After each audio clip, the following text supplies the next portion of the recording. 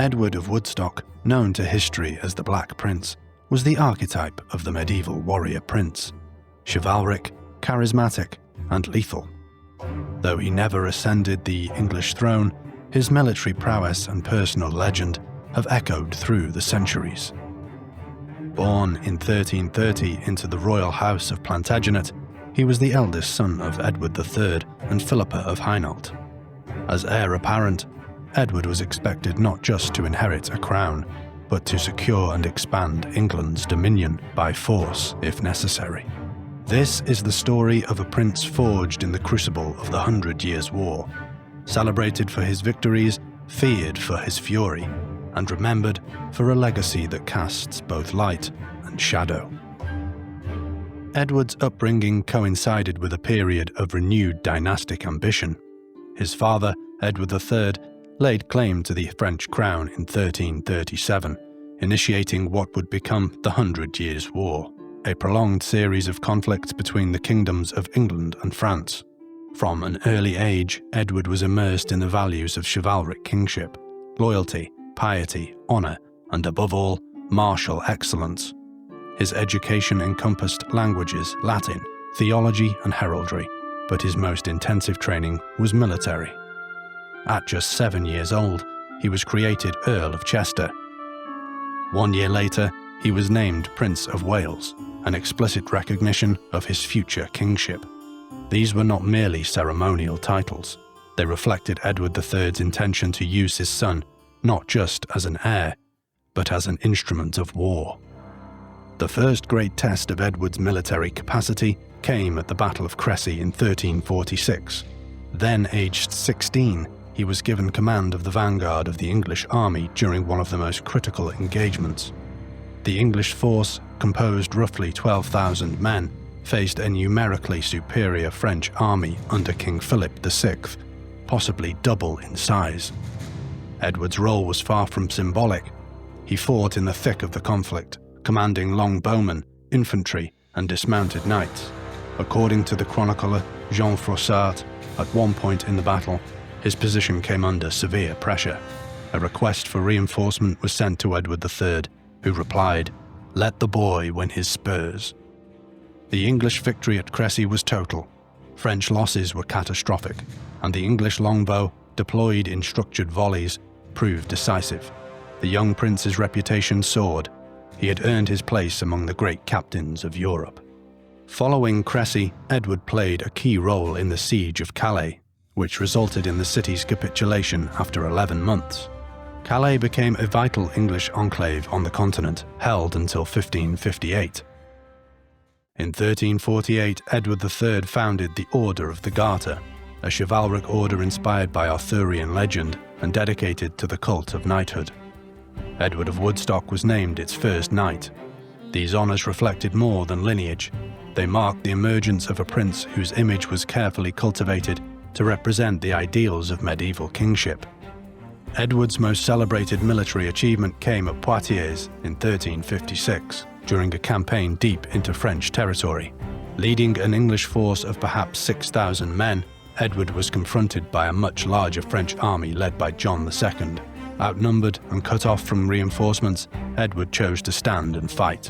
He positioned his archers on high ground, used natural terrain to control the battlefield, and deployed dismounted knights to form a solitary infantry corps.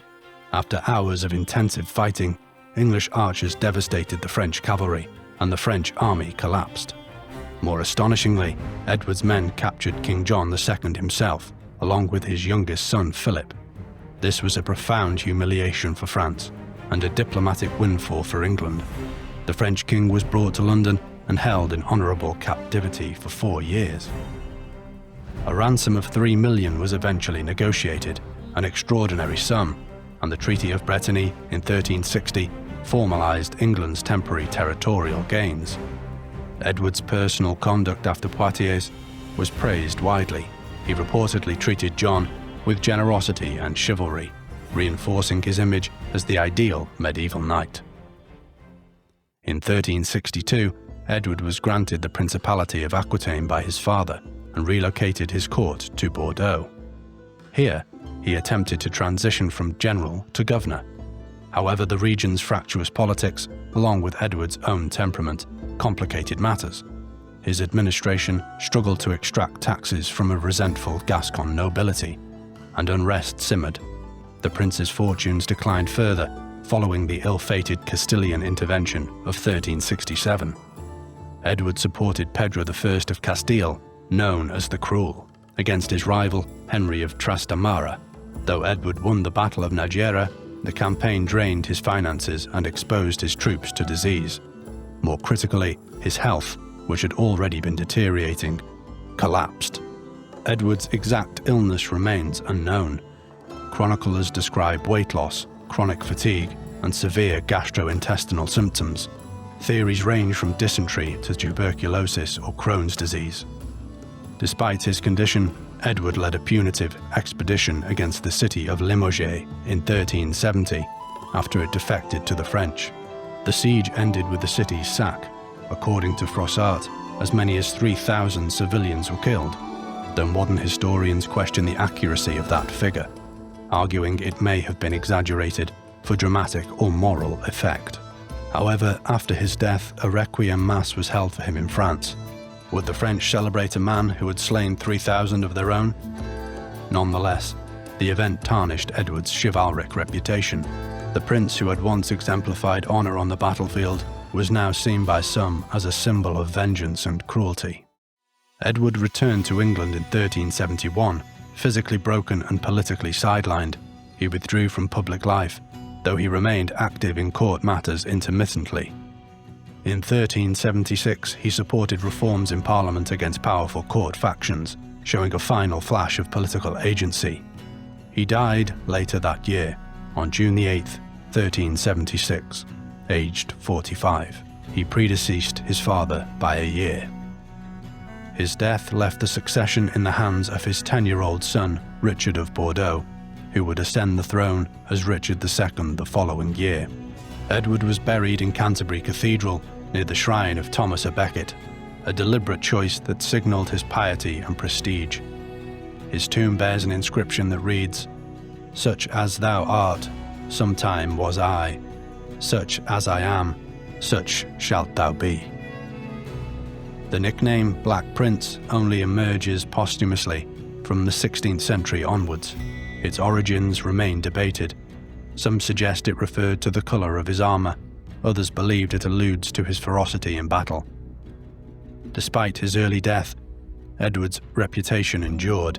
Chroniclers like Froissart and modern historians such as Jonathan Sumption regard him as a military prodigy, perhaps one of England's most gifted battlefield commanders. Yet his legacy is a paradox, a prince who won glory but not a crown, who embodied both the ideal of knighthood and its darker realities. Edward of Woodstock lived in an age where kingship was measured in blood and steel. He may never have worn the crown of England, but his victories shaped a generation, and his memory still lingers in stone, in song, and in the long shadow of war. He was the prince who might have been king. He was the Black Prince.